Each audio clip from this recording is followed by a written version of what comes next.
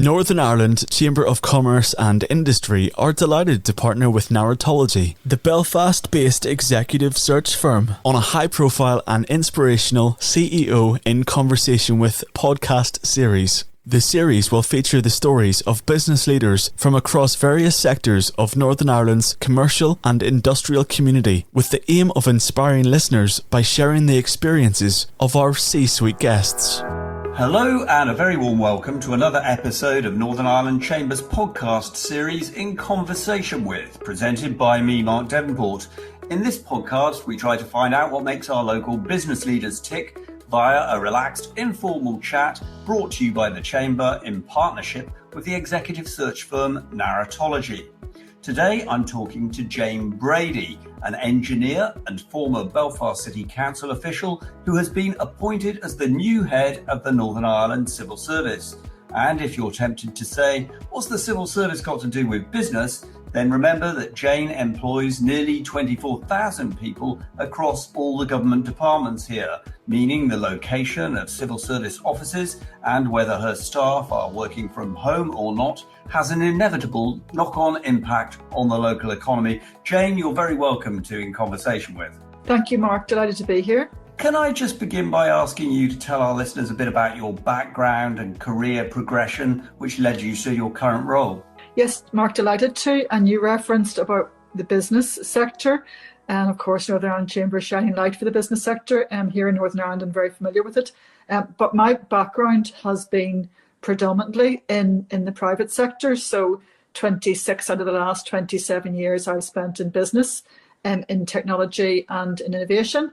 So part of that, about a third of that time has been in large multinationals, which I've invested here in Northern Ireland, but also spent considerable time overseas, a year in China, North America, and in Germany and Japan.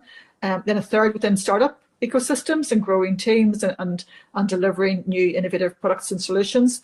And then a third, about 7 years, in a venture capital fund, developing investment strategy for Northern Ireland, investing in technology-based companies with 80 portfolio companies across the island of Ireland.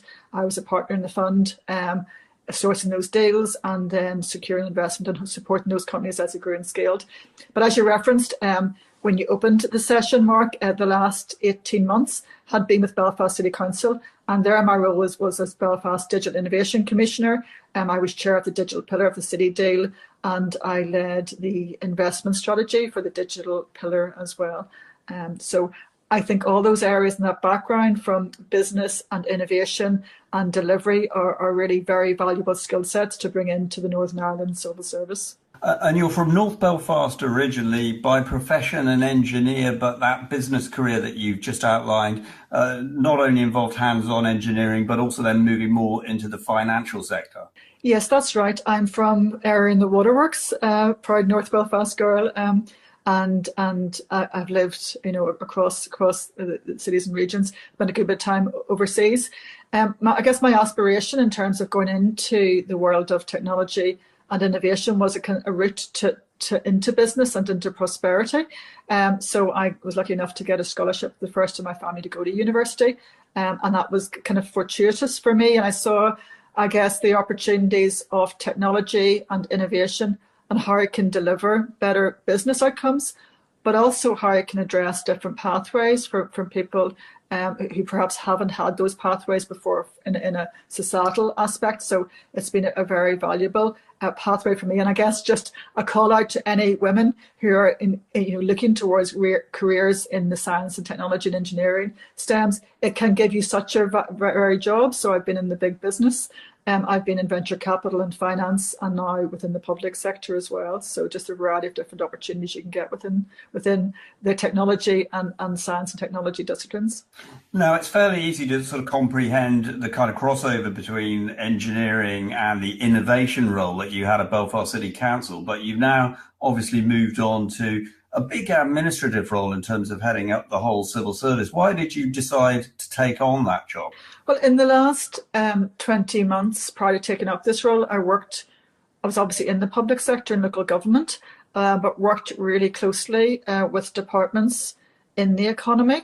And I guess what we all experienced, I think you'll have experienced it too, is during the period of the pandemic, which we're still going through, is the ability for actually the civil service to transform and to innovate in itself. So I was really impressed by the ability for the service. And I guess, looking outside as in the private sector, I used to often look up to the hill to Stormont and wonder about the ability to embrace and move. So I saw that really ability to be transformative and to look towards embracing that risk-taking perspective.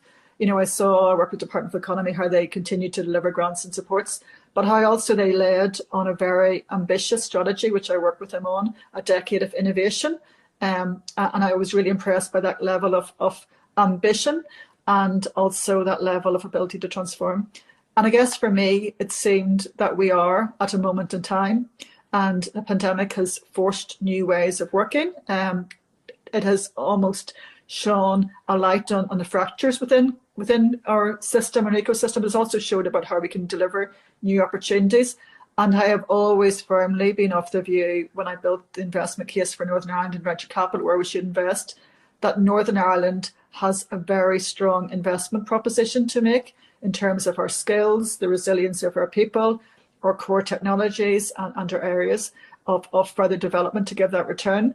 But that requires a joined up approach, and those big issues that we have to address in terms of economic inactivity, green growth, tackling our health inequalities requires a whole of government approach. And I guess that's what I saw in my role, in not just come in and administrative focus, but how can we build a very ambitious strategy for Northern Ireland for the next 10 years? We will have a decade of innovation. Let's make this a decade of delivery and tackling some of those big issues. So whilst I appreciate the administration focus, and I will be focused in terms of those areas where we need to learn from the past and address issues that we have in any organisation, what I'm here to do is to deliver on the ambitious programme for what we can be in the next 10 years. Well, let's pick up in relation to the pandemic, because you obviously see this period of adversity as also a period of opportunity, necessity being the mother of invention and so on. What kind of changes in the way the civil service does its job do you think will now stick going into the future? I think there's a number of different areas. The civil service has adapted not just to the pandemic, but also the restoration of the executive during that period, and also the implications of EU exit. So there's a number of different factors within there which has shown that ability to respond. I guess one of the key aspects, and I make no apology of this, is how we embrace innovation and how we look towards new ways of doing things, and embracing technology and data and digital as part of that piece. And I think those technology and data sectors, as we've seen within Northern Ireland, which have actually flourished and stood above other areas, have shown us that actually there is a really strong opportunity to double down on those areas. I think the area within that is, how do we find a measured way to embrace risk, and some of the issues that the civil service has been through, particularly in light of RHI, etc. There is an aspect that we could go to a further risk removal and a risk adverse culture, and I guess that for me would stifle the opportunity to give that step change, which is what we need within the next 10 years to deliver those better outcomes and to grasp that opportunity ahead. So how can I support the service in terms of having that ability to not both innovate, but ensuring that the structures and governance frameworks that we have allow and build and foster and celebrate that risk-based culture? Because in the great maxim, if we always do what we always did, we'll always get what we always got. So it requires some new and innovative ways of thinking, and new and innovative ways and models for doing that. But all about grasping the opportunity ahead and starting with that end in mind, and making sure we put that destination ahead of what structures we need to deliver it as well. In the past, quite a lot of your staff were working in big old Soviet-style blocks in Belfast. Do you see them in the future being dispersed further around Northern Ireland, either working from home or working in regional hubs? Absolutely, and we've already started on that basis. So we have developed the framework for new ways of working and establishing regional hubs throughout Northern Ireland. And I guess that gives us an opportunity to foster not just new places to work, but new ways of working. And we're working really closely with all civil servants. And in that, you mentioned we're over 23,000 staff. It can't be a one-size-fits-all approach. We are different facilities and services that are offered across the civil service, and many of our civil servants, many who I've met as I've gone out over the last 3 months, have never worked from home. They're out delivering day and daily frontline services. So there is a blended approach. So we're working within departments to find out what the optimum approach was within that. That gives a number of different benefits in terms of delivering those new ways of working. It allows more flexible models. So it can encourage different pathways for individuals who need that required flexibility, and women in particular, and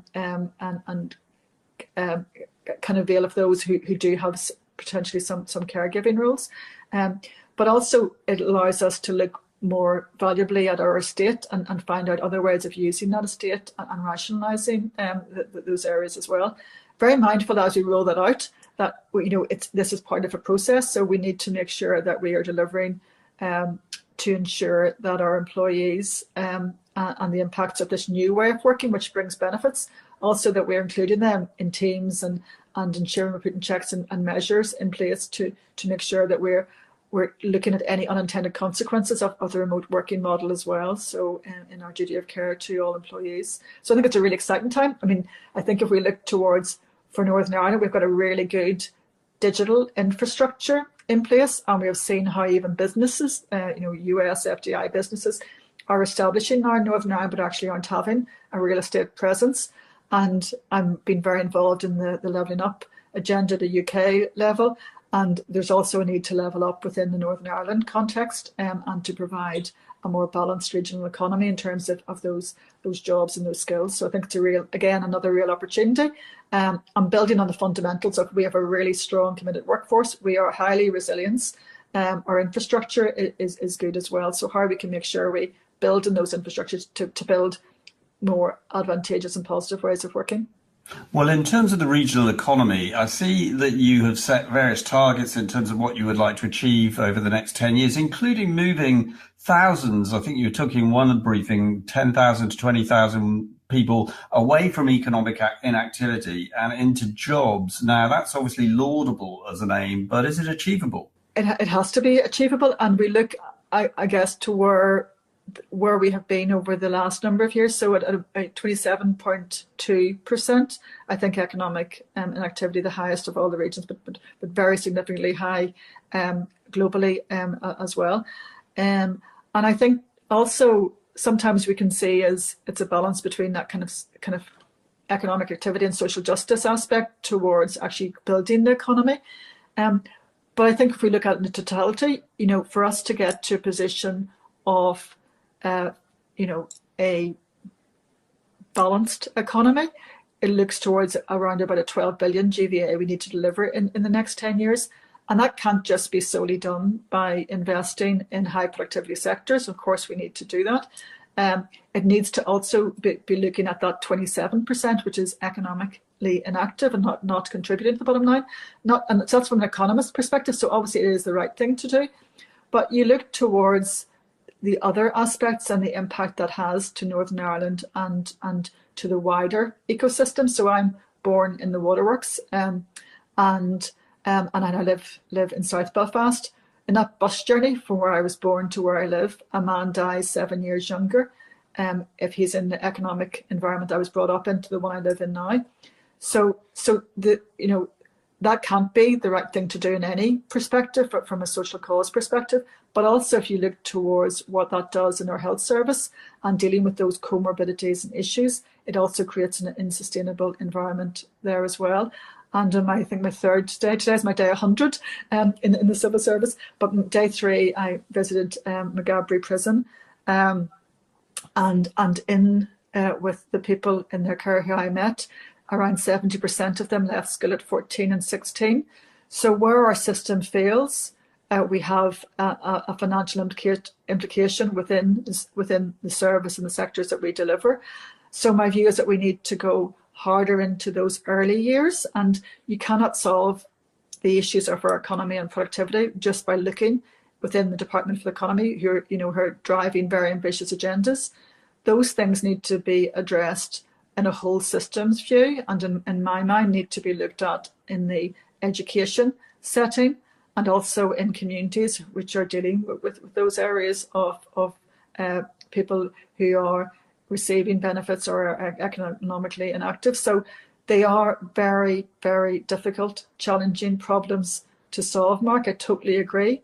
But I think that's our obligation to double down and focus on the areas where we think that we can actually make that sustainable change and that transformative impact, because the prize, both for the people of Northern Ireland and doing that value for the people of Northern Ireland and also for our economy is so significant. So if I look towards what the next 10 years could hold, could we get to a position where we delivered that 12 billion GVA, where we lowered that level of economic inactivity from the 27 to the 22%, tens of thousands of jobs? I think we can do it. I know we can do it. The civil servants I work with, the communities I work with, the businesses are already doing many of those things as well. So having that single-minded focus in a number of few areas, I think can be something that collectively we can all get behind and drive an ambitious but also a very focused agenda on. Some of the employers in the Northern Ireland Chamber of Commerce listening to this will know that even now they're finding it very hard to recruit people, even when they have jobs open to them in a number of sectors. Absolutely. And actually within my role within Belfast City Council and as chair of the Digital Pillar, I developed a number of programmes to address that. One was called Digital Futures, which ran, and it looked towards non-tech, people with non-tech backgrounds and how we rapidly reskill them and place them within employment. So it ran, I think we had 250 applications for 57 roles. They were all fully taken up into industry. And we're just running, I'm not, but someone else is running a second cohort of that.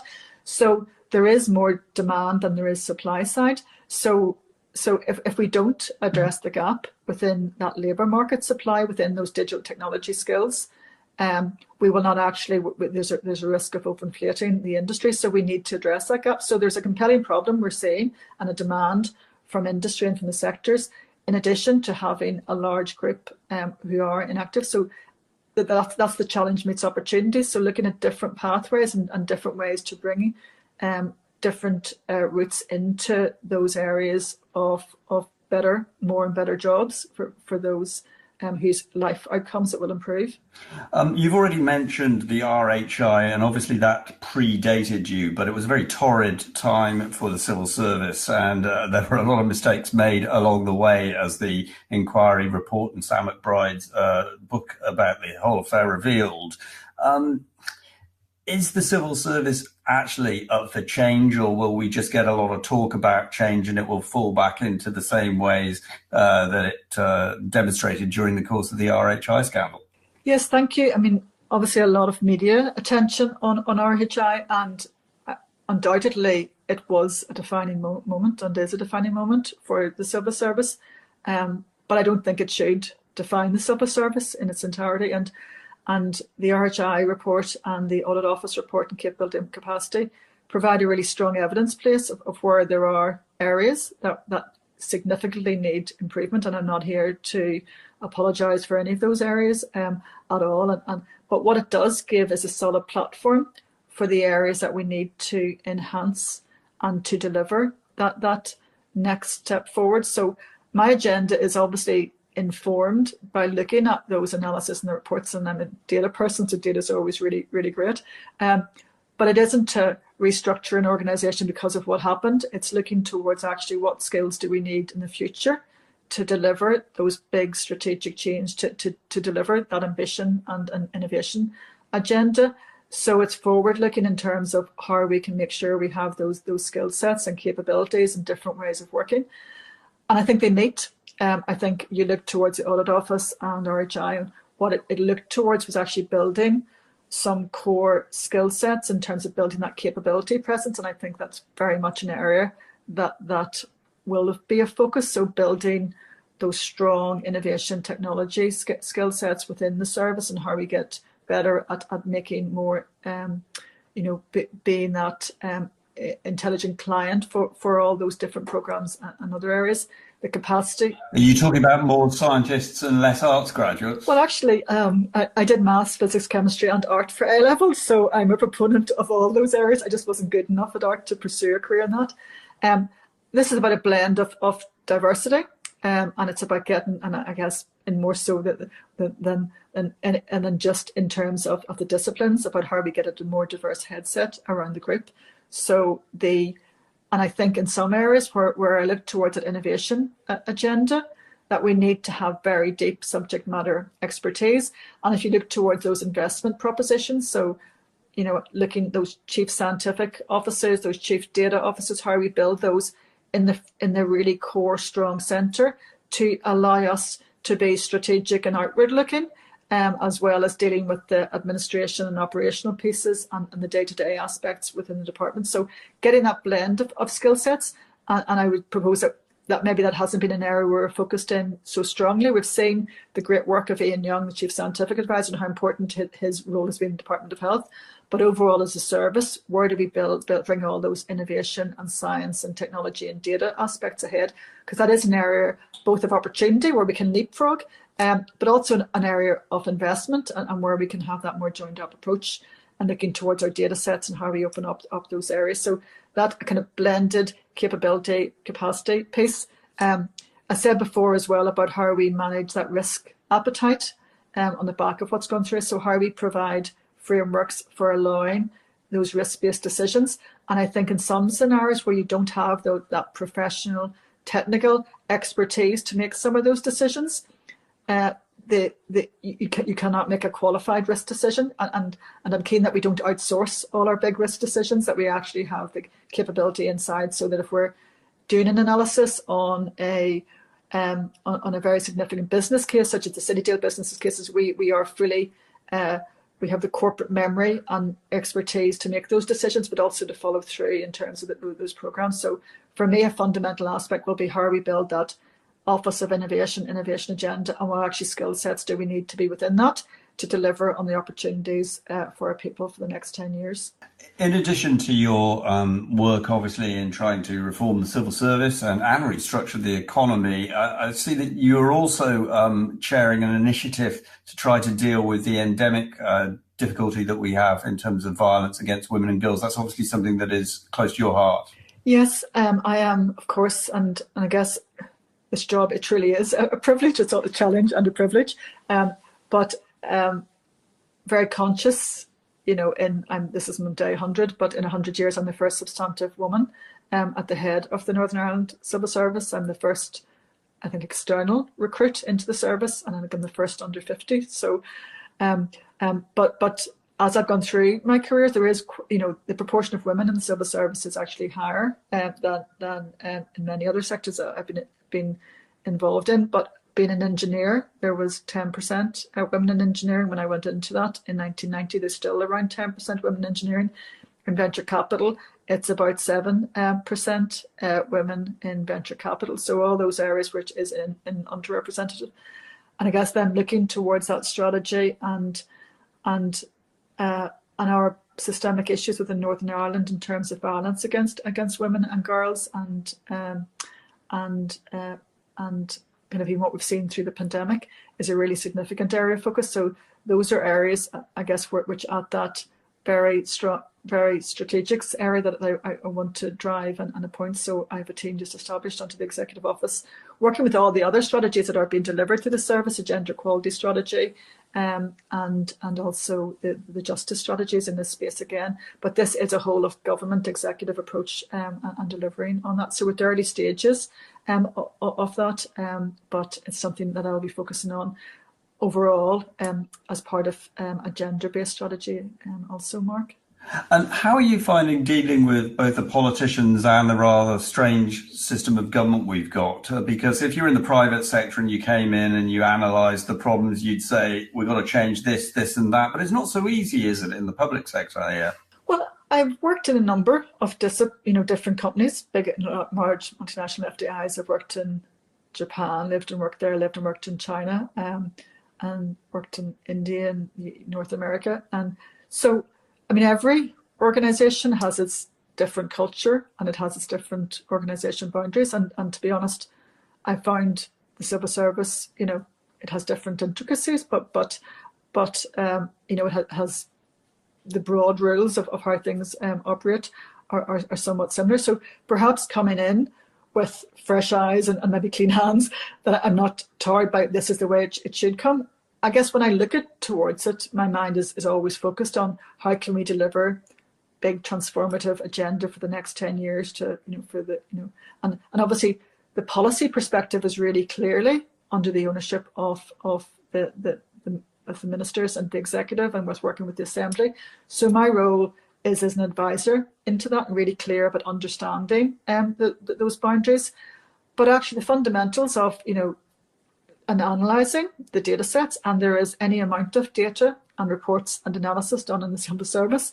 So actually it's a very rich seam of data, understanding what the opportunity could be in 10 years, understanding the barriers, that's strategic sense-making things, are areas that I would have looked in, in investment strategies or in big business. So those fundamentals, and then looking towards how you can develop a strategy to do and deliver that.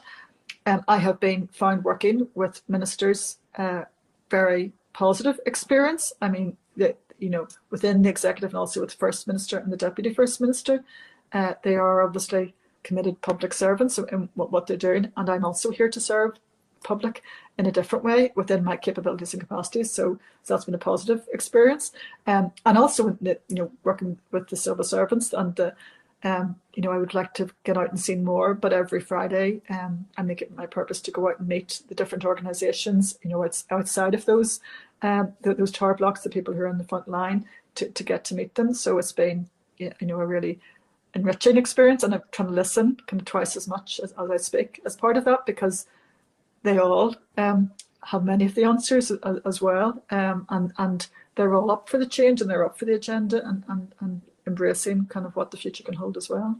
It will probably be rather unfair to judge you after 100 days only in the job, but have you in mind some sort of targets yourself in terms of, looking ahead 5-10 years? Yeah, I mean, I think everything can't just be about the 5 or 10 year agenda. I think focusing on delivery here and now is also very important, and the areas that I can bring something new to as well, the reason, I guess, rationale for bringing me in. So part of that has been looking towards getting with the Civil Service Board, with our Permanent Secs, agreed terms of reference for how we're going to do and where we're going to focus in those areas that I talked about before, about how we embrace innovation, focus on those big cross-cutting delivery items, and how we find the optimum way to work with through communication and co-design within the broader groups within Northern Ireland, but in addition globally.